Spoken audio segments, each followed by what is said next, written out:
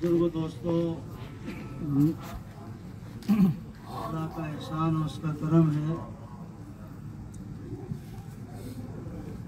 उसने अपने नबी वाले काम को सीखने के लिए हमें जमा होने की तौफीक नसीब फरमाई।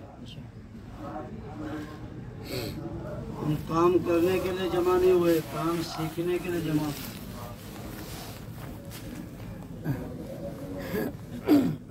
मौलाना इलियास साहब रहमतुल्लाह अलैह, जिनके जरिए से अल्लाह ने 260 मुल्कों में काम पहुँचाया, इनको वास्ता बनाया और इनके जरिए से पूरी दुनिया में अल्लाह ने इस काम को चलाया। बेंगलोर में पूरे मुल्क के कुरानों का जोड़ था। मौलाना उबैदुल्लाह साहब रहमतुल्लाह अलैह ने फरमाया, तो मौलाना इलियास साहब रहमतुल्लाह अलैह जब भी अल्लाह के रास्ते में निकलते थे तो पहले नीयत बनाते थे और अपने आप को ये कहते थे कि तू अल्लाह के रास्ते में पहली मर्तबा जा रहा है और इस जमात का नया आदमी है, नया आदमी। इतने बड़े आदमी थे और एक मर्तबा नहीं, जब भी अल्लाह के रास्ते में निकलते थे तो अपने आप कहते थे कि तू इस काम का नया आदमी है, तो कुछ जानता नहीं है, मुझे कुछ आता वाता नहीं है। और आपकी जो है बातों में लिखा है कि मैं अपने आप को सबसे ज़्यादा नाअहल समझता हूँ और मैं इस काम में, इस मेहनत में इसलिए लगा हुआ हूँ ताकि अल्लाह पाक इस मेरे नाअहल के ज़रिए से अहलों को पैदा करे। मैं इसका अहल नहीं हूँ।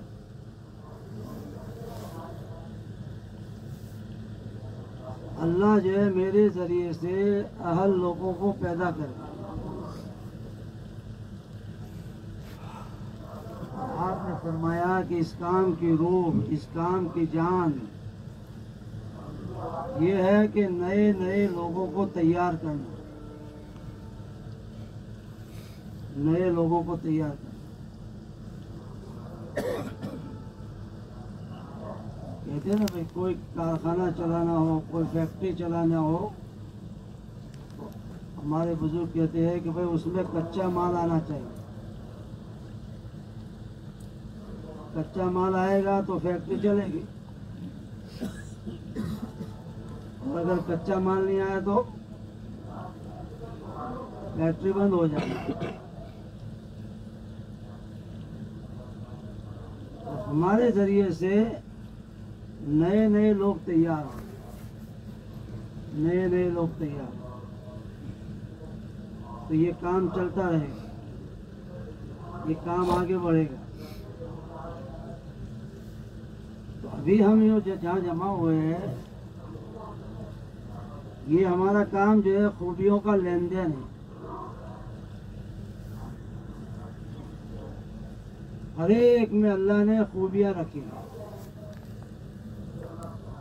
हम आपस में मिलजुल कर एक दूसरे की जो है खूबियों से फ़ायदा उठाने के लिए जमा हुए, खूबियाँ हासिल करने के लिए, तबलीग के लिए नहीं आए। ये खूबियों का लेन देन है कि भाई हम गोधरा से आए, आपको सिखाने आए। आप इस काम को नहीं जानते, आप भी जमातों में जाते हैं और 6 नंबर अच्छे से अच्छे बयान करते हैं, 5 काम अच्छे से अच्छा बयान करते हैं। और लोगों को हिलाकर तैयार करके आते हैं। आपके यहाँ का एक आदमी गया कॉन्गो, वो इतने हजारों आदमियों को 4 महीने में हरकत में ला के आया। नए नए इलाकों पैदल चलकर 20 किलोमीटर, 25 किलोमीटर, 30 किलोमीटर, 35 किलोमीटर। तो हम इसलिए नहीं आए कि आप लोग जानते नहीं है, कुछ समझते नहीं है, आपको कुछ आता वाता नहीं है। नहीं, हम इसलिए नहीं आए। हम तो इसलिए आए कि आप हजरात में जो खूबियाँ हैं और आप में जो सिफात है, आपके साथ 2 दिन 3 दिन रहकर आपके अंदर में जो सिफात और खूबियाँ हैं, वो खूबियों और सिफात को हम हासिल करें। बाकी ये काम जो है अल्लाह ने जो हमें दिया है, ये बहुत बड़ा काम है, बहुत बड़ा काम।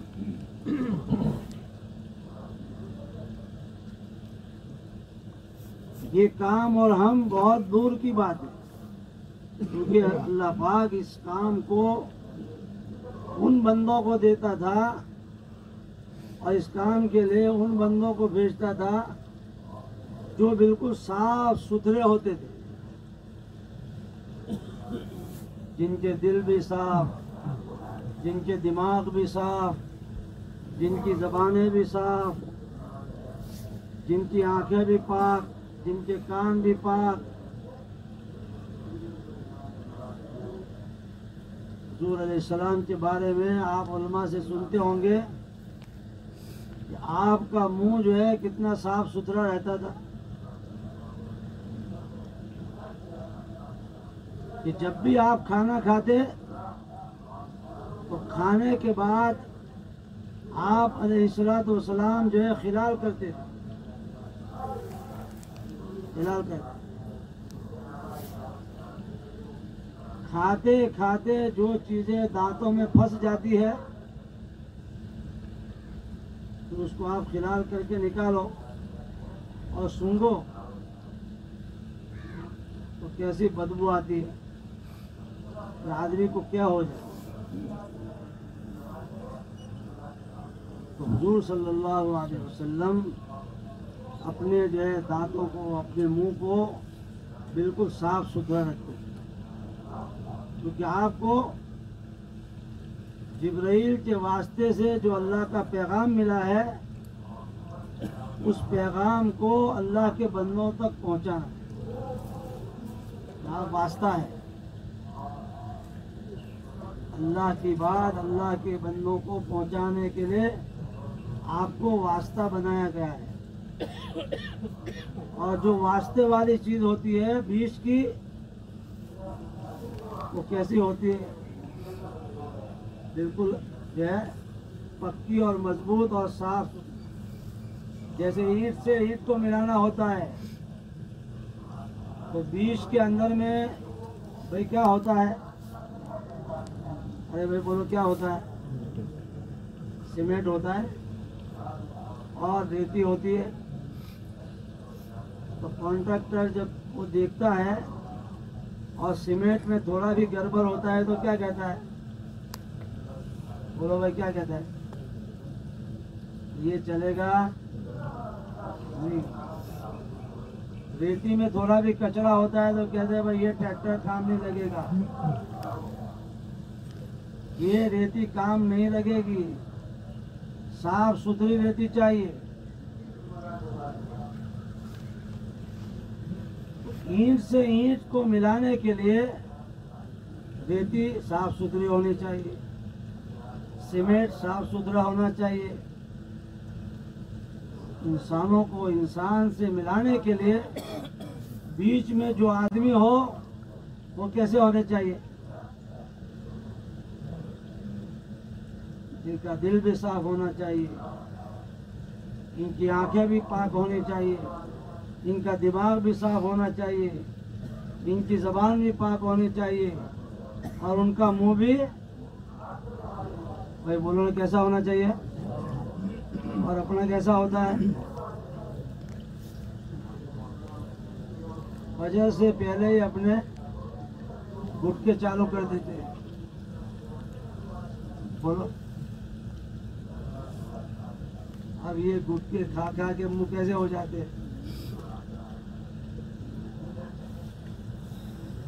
जो बेचारा गुटखा नहीं खाता है, अगर उसके पास कोई गुटखा खाने वाला बैठ जावे तो तब जल्दी उठ के यहाँ से भागो, या ये कैसे भागे, इतनी बदबू आती है। यहाँ तो स्पेशल होता है, उसका बड़ा माहौल।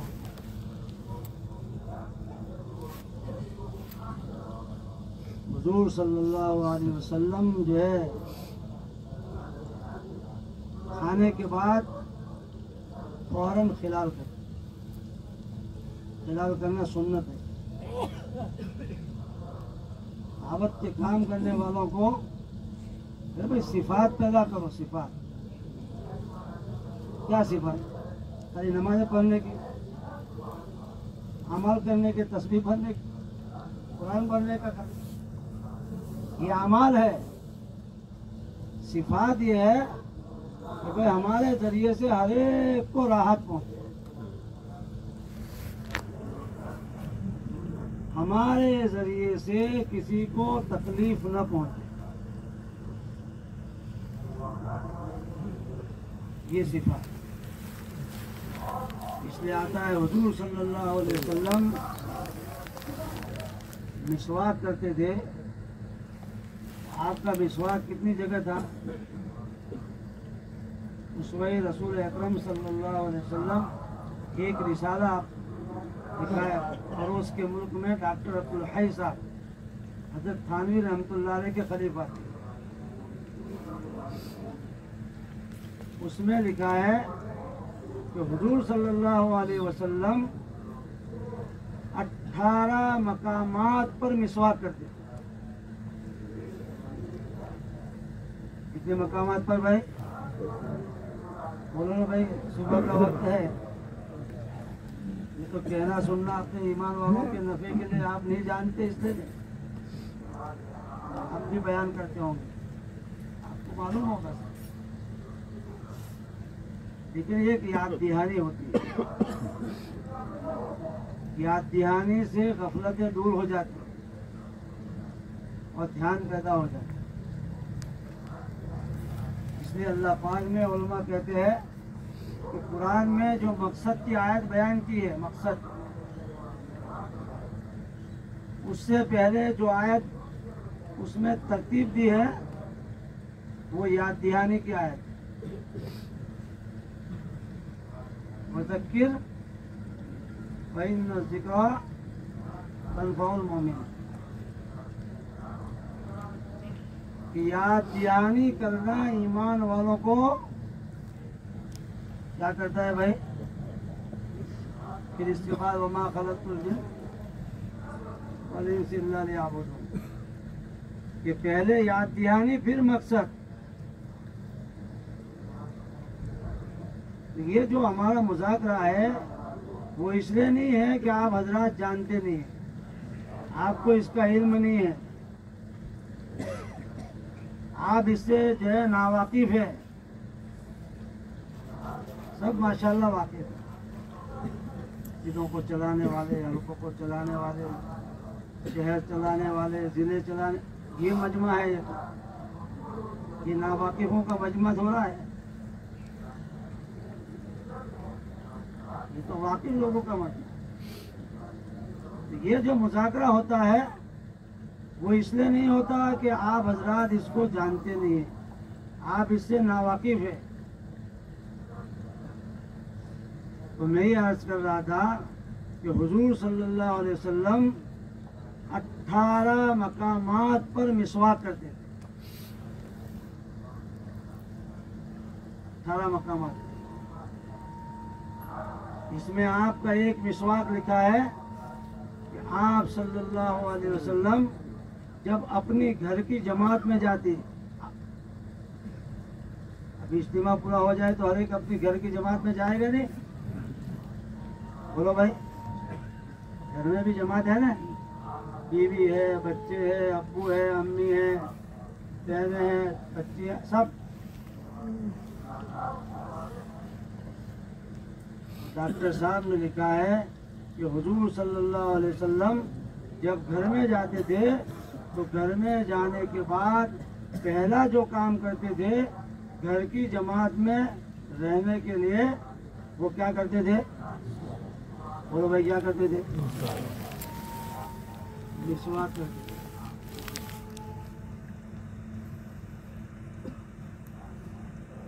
ये मेहनत जो है वो सुन्नतों को जिंदा करने की मेहनत। लेकिन सुन्नतें हमको जो है इससे हम वाकिफ होंगे और इसका हमें ध्यान होगा तो भाई हम सुन्नत पर अमल करें। इसलिए सुन्नतों के से वाकिफ होने के लिए और सुन्नतों का ध्यान पैदा करने के लिए इल्म और जिक्र है। और इल्म किसके पास है? इल्म जो है उलमा के पास है। इसलिए हमें उलमा से राब्ता करना पड़ेगा। 18 मकामात पर हुजूर सल्लल्लाहु अलैहि वसल्लम मिसवाक करते थे। बोलो, हमको 8 जगह भी याद है?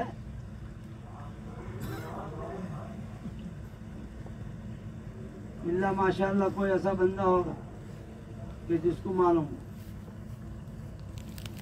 अब ये खजाना किसके पास है भाई? बोलो भाई, किसके पास है? रात को मौलाना ने कहा कि हर चीज का तरीका, नमाज का तरीका, रोजे का तरीका, हज का तरीका, ऐसे जो है भाई हम दावत का इतना बड़ा काम कर रहे हैं तो दावत देने का तरीका।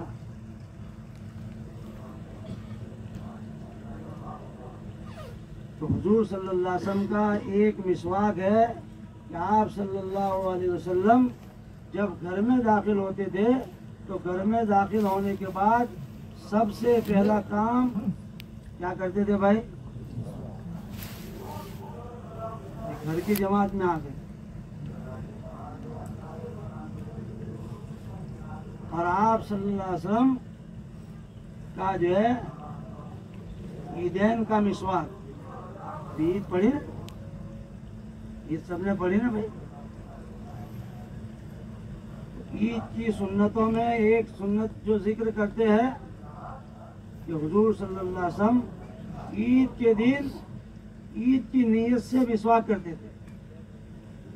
ईद की नीयत से वुजू जो करते हैं वो वुजू की मिसवाक अलग, लेकिन आज ईद है, ईद की नीयत से मिसवाक करना। फिर आपका मिसवाक लिखा है कि जुमा के दिन जुमा की नीयत से मिसवाक करना। जुमा के दिन जो वजू करते हैं नमाज के लिए, वो मिसवाक अपनी जगह सुन्नत है, लेकिन भाई आज जुमा है तो जुमा की नीयत से मिसवाक करना। तो मैं ये अर्ज कर रहा था कि ये काम और हम बहुत दूर है। अल्लाह ही ने हम पर करम किया, उसने एहसान किया, उसने हम पर फजल किया कि अपने साफ सुथरे बंदों वाला काम, अपना काम, दावत का काम, वो अल्लाह का काम है। नबियों के जरिए से अल्लाह ने इस काम को करवाया है, इसलिए कहते हैं ये नबियों वाला काम है। नबियों का काम नहीं है, काम तो अल्लाह का है। अल्लाह लोगों को मग़फ़िरत की तरफ, सलामती वाले घर की तरफ, अपनी इबादत की तरफ दावत देते हैं। और ये दावत का काम अल्लाह ने अंबिया किराम अलैहिमुस्सलाम के ज़रिए से लिया और हुजूर सल्लल्लाहु अलैहि वसल्लम के ख़त्मे नबूवत के सदक़े में ये काम जो अल्लाह ने ये पूरी उम्मत को दिया। काम अल्लाह का है, नबियों वाला काम है। और हुजूर सल्लल्लाहु अलैहि वसल्लम के सत्य में ये काम अल्लाह ने पूरी उम्मत को दिया है। लेकिन ये काम असल किसका है भाई? बोलो ना भाई। सुबह का वक्त है, रात छोटी थी ना, इसलिए नींद तो आंखों में होगी, लेकिन कुछ हुआ करेंगे तो भाग जाएंगे। काम अल्लाह का है। अल्लाह ने अंबिया किराम अलैहिमुस्सलाम कि जिनको इतना साफ सुथरा बनाया था कि उलमा कहते हैं कि हुजूर अलैहिस्सलाम के ऊपर मक्खी तक नहीं बैठती। क्या नहीं बैठती थी भाई? मक्खी भी आप सल्लल्लाहु अलैहि वसल्लम पर नहीं बैठती थी, इतने साफ सुथरे रहते थे। और खुशबू भी उम्दा से उम्दा लगाते थे, कपड़े भी ऐसे ही साफ सुथरे पहनते थे, और सर में तेल भी लगाते थे, दिमाग भी तर रखते थे, कपड़े भी अच्छे, खुशबू भी अच्छी, उम्दा से उम्दा खुशबू आपके लिए। उलमा कहते हैं कि अल्लाह ने कोई चीज नबियों में ऐसी नहीं रखी कि जिससे लोग उनसे घिन और कराहियत करें, कि जिनसे लोग भागें। दिल के भी साफ थे, जिस्म के भी साफ सुथरे रहने वाले थे, मामलात भी इनके साफ थे, और माशरत भी उनकी पाकीज़ा थी, और अखलाक जो है बुलंद से बुलंद थे। यानी कामिल और मुकम्मल दीन अल्लाह ने अंबिया इकराम अलैहिमुस्सलाम के अंदर में रखा था। अब कहाँ अंबिया और कहाँ हम भाई? हमारी आंख उठती है तो कितनी जो है शर या खैर के साथ वापस आती है वो हर एक को खुद मालूम है। अल्लाह जानते हैं कि इस बंदे की आंख है कि ऐसी है। और जबान चलती है तो रुकती, बोलो भाई रुकती है। किसी का चैप्टर खोलने बैठ गए तो जबान पे हड्डी तो है नहीं, तो वो चलती है तो रुकती नहीं है। कान तो स्पेशल सुनने के लिए ऐसी मजलिसों में जाते हैं, कभी यहाँ बैठेंगे, कभी वहाँ बैठेंगे, कभी वहाँ बैठेंगे, और पता नहीं दिल में किस किस की मोहब्बत लेकर हम फिर रहे हैं। ये सारी खामियां, ये सारी जो है कमजोरियां अल्लाह पाक जानते हैं। क्यों भाई जानते कि नहीं? वो अलीम व खबीर है, वो समीअ व बसीर है, वो दाना और बीना है, हर चीज को जानते हैं। लेकिन फिर भी अल्लाह पाक नबी वाली फिक्रों के लिए रोजाना सुबह मशवरे में बैठने की, बोलो भाई, तौफीक देते कि नहीं देते? रोजाना जो है घर घर जाकर लोगों को दावत देने की, अल्लाह की बड़ाई, दीन में कामयाबी, असल जिंदगी आखिरत की है, उसकी घर घर जाकर दावत देने की अल्लाह हम सबको तौफीक देते हैं। रोजाना अपनी मस्जिद में तालीम में बैठकर अल्लाह रसूल की बातें सुनने की अल्लाह हमको तौफीक देता है। पहले गश्त के, दूसरे गश्त के जरिए, 3 दिन के जरिए अपने काम के लिए हमें इस्तेमाल करता है। हालांकि अल्लाह जानता है कि मेरे इन बंदों में ये खामियां है।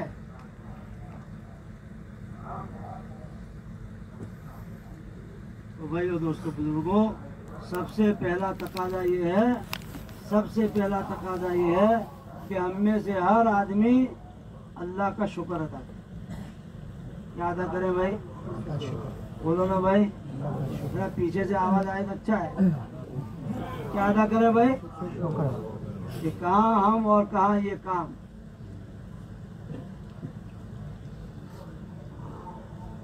और अल्लाह पाक जो है शुक्र गुजारों से अपना ये काम लेते हैं। मौलाना इब्राहिम साहब दामत बरकातुहू उनसे किसी ने पूछा कि इस काम की तरक्की के असबाब क्या है कि काम तरक्की करे, हमारे अंदर में भी, हमारी मस्जिद में भी, हमारे महल्ले में भी ये काम तरक्की करे, इसका जो है इसके असबाब क्या है।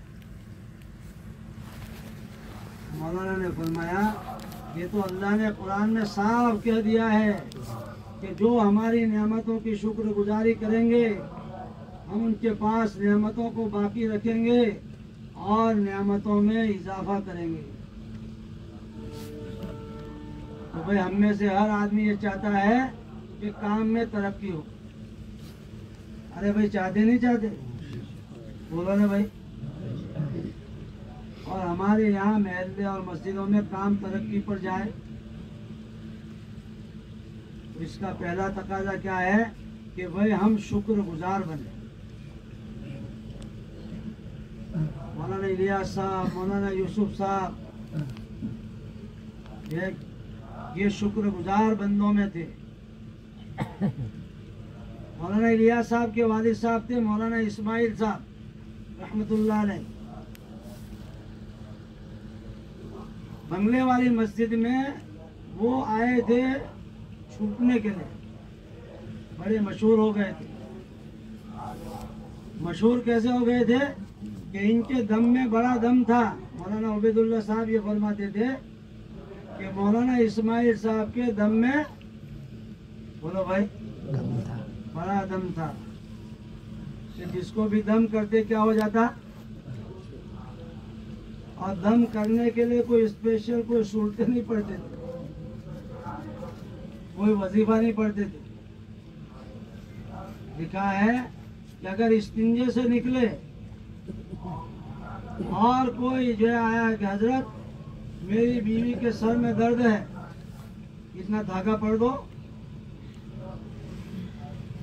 तो मौलाना इस्माइल साहब इस्तिंजे से निकलने की दुआ पढ़ के क्या कर देते थे, दम कर देते, तो उसके सर का दर्द अच्छा हो जाता। आप मस्जिद से निकल रहे हैं और कोई आया कि हजरत मेरी भैंस का दूध सूख गया है, तो मस्जिद से निकलने की दुआ पढ़ के दम कर देते, तो उसकी दूध, भैंस का दूध जो है उसकी मिकदार बढ़ा जाती। इनके दम में बड़ा दम था, बहुत बहुत मशहूर हो गए थे। और अल्लाह वाले मशहूर होने से भागते हैं। क्या होने से भागते हैं भाई? मशहूर होने से भागते। तो सोचा कि अगर मैं यहाँ रहूँगा तो ये लोग मुझे बिगाड़ देंगे या ये लोग बिगड़ जाएंगे, इसलिए यहाँ से भागो। तो भाग कर बंगले वाली मस्जिद में जो आए थे वो क्यों आए थे? अरे भाई बोलो ना, बोलो क्यों आए थे? छुपने के लिए आए। हाँ, देखिए उनमें सिफत थी शुक्रगुजारी, शुक्रगुजारी। तो बंगले वाली मस्जिद के बाहर एक दरख्त था, आने जाने वाले गर्मियों में सांस लेने के लिए वहां बैठते थे। थोड़ा सांस ले ले, ठंडी ठंडक में थोड़ी देर बैठे।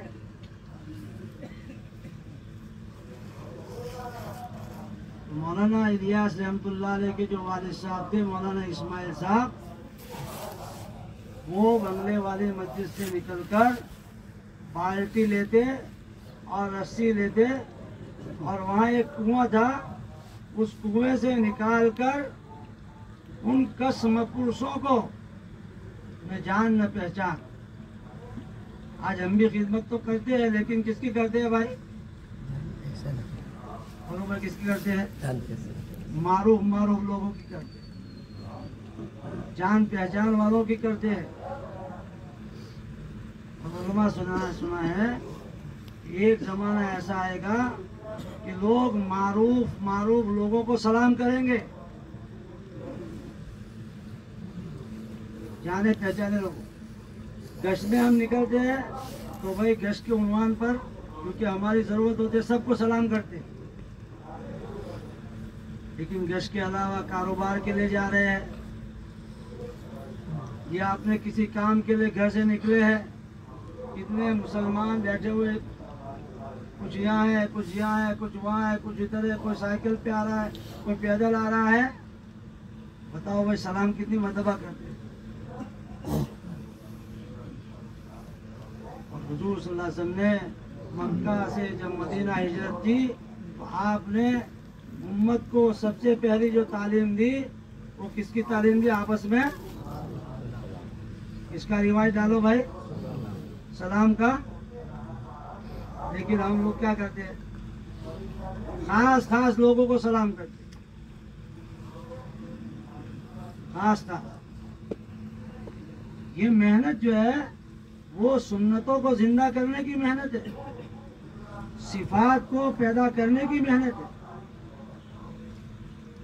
तो उसमें एक सिफत है ईमान का, ईमान की सिफात में से शुक्रगुजारी। तो मौलाना इस्माइल साहब रहमतुल्लाह अलैह कुएं में से पानी निकालकर उन कस्म पुरुष लोगों को पिलाते और पिलाने के बाद फिर मस्जिद में जाकर 2 रकात सलातुस शुक्र पढ़ते। या अल्लाह तूने मेरी इन हाथों से अपने बंदों की प्यास बुझा दी। ये कहीं भी जाके अपनी प्यास बुझा लेते, लेकिन तूने मेरे इन हाथों से प्यास बुझा दी, तो ये तेरा मुझ पर एहसान है। आज दुनिया में हजारों लोगों की आखिरत की प्यास बुझाने का अल्लाह ने हमें जरिया और सबब बनाया है कि लोग जहन्नम की प्यास से बच जाए, वहाँ की आग से बच जाए, वहाँ की भूख और प्यास से बच जाए। इतने बड़े काम के लिए अल्लाह पाक हमें इस्तेमाल कर रहा है। कभी मस्जिद में, कभी हल्के में, कभी शहर में, कभी जिले में, कभी मुल्क में, कभी आलम में। तो भाई सबसे पहला तकाजा क्या है? बोलो भाई क्या है? कौन सी नमाज पढ़ने की? अल्लाह हिम्मत दे, अपना मामूल बना दे रोजाना कि सलात शुक्र पढ़े कि अल्लाह इतना बड़ा काम, तेरा काम और तेरे नबियों वाला काम और साफ सुथरे बंदों वाला काम तू हमसे ले रहा है, हमें इसमें इस्तेमाल कर रहा है। कहाँ हम और कहाँ ये काम? क्योंकि हमारी आंखें, हमारा दिल, हमारी जबान, हमारा दिमाग, हमारी हर चीज में कितनी खामियां हैं अल्लाह को मालूम, लेकिन फिर भी इस्तेमाल कर। तो भाई पहला तकाजा क्या है? बोलो भाई क्या करें? हम शुक्रगुजार बने। तो जब उनकी जो है शुक्रगुजारी पर अल्लाह ने उनकी जो है नस्लों में कैसे बच्चे पैदा किए, कि मौलाना इलियास को पैदा किया और इनसे इतना बड़ा काम लिया कि करोड़ों इंसानों की आखिरत की प्यास के बुझाने का उस बंदे को जरिया बनाया। दुनिया के अंदर में तकरीबन 260 मुल्क है। हर मुल्क के अंदर में, शहरों में, इंटीरियर में कोई और सिक्का चले ना चले, लेकिन जो मौलाना इलियास के जरिए से अल्लाह ने इस जमाने में सिक्का चलाया, वो कौन सा सिक्का है भाई? 6 नंबर और 5 काम। अफ्रीका के इंटीरियर में जाओ, यूरोप की जो है शहरों में जाओ, और समंदर में जजीरों में जाओ तो कितने नंबर चलते हैं भाई? जो भी जमात अमेरिका की, अफ्रीका की, यूरोप की, ऑस्ट्रेलिया की जमात निकलती है तो कितने नंबर बयान करती है? बोलो भाई। और अल्लाह ने ऐसा इसको कबूल किया, ऐसा कबूल किया कि अगर कोई उसमें 19-20 करना चाहे तो फौरन उनकी पकड़ होती। एक जमात किसी एयरपोर्ट पर 6 नंबर आपस में मुज़ाकरा कर रही थी तो एक साथी ने उसमें कहा, चौथे नंबर में इकरामुन नास। क्या कहा भाई? बोलो भाई, क्या कहा? पीछे वालों को सुनाई देता? इकरामुन नास। तो एक गैर बैठा हुआ था, ईसाई यहूदी, उसने कहा कि आपने ये गलत बयान किया। क्या किया? बोलो क्या किया? गलत। आपको जो 6 नंबर दिए गए हैं उसमें जो बयान किया गया है वो इकराम मुस्लिम कहा गया है। क्या कहा गया है?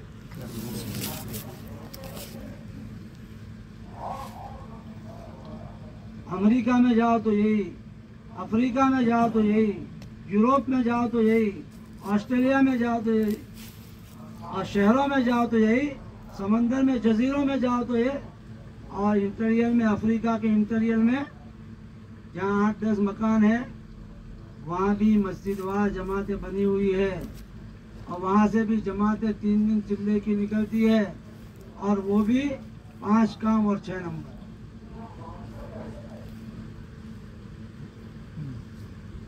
तो भाई दोस्तों बुजुर्गों, सबसे पहला तकाजा ये है कि हम में से हर आदमी ईमान के सिफात में से एक सिफत है शुक्रगुजारी, कि हम शुक्रगुजार बने। और शुक्र का तकाजा क्या है कि अंदर से हमारा दिल कैसा हो। भाई किसी को कोई नेमत मिलती है तो उसका दिल कैसा होता है? अंदर से खुशहाल होता है, बोझ नहीं समझता। कोई नेमत मिलती, अल्लाह का काम, नबियों वाला काम और खैर वाला काम अल्लाह हमसे ले रहे हैं तो हमारा दिल भी अंदर से खुश हो और चेहरे पर भी बशाशत हो और हमारे आंखों में खुशी के आंसू। तो हम सब नियत करें इंशाअल्लाह इन सिफात को अपने अंदर पैदा करते हुए हम आगे बढ़ते ही रहेंगे। नियत करते हैं भाई सब।